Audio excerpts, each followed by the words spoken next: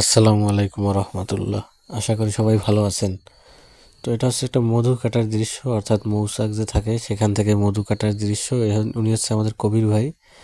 তো তিনি নিচে বসে হেল্প করতেছেন, দেখেন ওনার নাক মুখ কিন্তু বাঁধা আছে, আর আমি দূর থেকে ভিডিওটা করতেছি, যেহেতু মৌমাছি যে কোনো সময় আক্রমণ করতে পারে।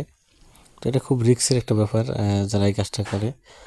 আর ভিডিওতে ভালোভাবে দেখানো যায় না, আর দূর থেকে দেখতে পাইতেছেন হয়তো যে গাছে ধোঁয়া উঠতেছে, সেখানে মৌয়াল তিনি মধু কাটতেছেন। আপনি একটু স্পষ্টভাবে জুম করলে খেয়াল করতে পারবেন। আমি দুর্ভাগ্যবশত ভিডিওটা যখন করছি তখন জুম করে করিনি, যার কারণে আমি আপনাদেরকে ওইভাবে দেখাইতে পারলাম না। তারপর আপনার একটু ভিডিওটা জুম করেন, তাইলে দেখতে পারবেন যে মধু কীভাবে কাটা হইতেছে। যে তো আমরা একটু অস্থির এখানে যে মৌমাছি আসে কিনা। তো এখন যখন এই ভিডিওটা করছি তখন হলো মৌমাছি মধু নামানো হয়েছে, এবং যিনি মৌয়াল তিনি গাছে আছে, সেখানে বসে আরও কাটতেছে আর কি। তো এভাবে মধু কাটা হয়, সেটা আমি আপনাদেরকে দেখাইলাম।